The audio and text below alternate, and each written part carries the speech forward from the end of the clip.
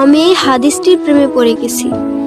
আপনি যখন নীরবে ঘরে বসে কান্না করেন, আল্লাহ তখন ফেরেশতাগণদের উদ্দেশ্য করে বলেন, কোন জিনিস আমার এই বান্দার চোখে পানি আনলো?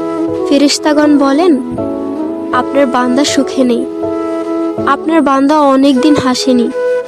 এই বলে ফেরেশতাগণ কান্না করতে থাকেন এবং আল্লাহকে বলেন, হে আমার রব, আপনি জানেন আপনার এই বান্দার হৃদয়ে কি রয়েছে, অতএব আপনি তার জন্য সবকিছু সহজ করে দিন। আল্লাহ বলেন, আমার এই বান্দা এমন কিছু জীবন থেকে হারিয়ে ফেলেছে যা সে অধিক ভালোবেসেছিল।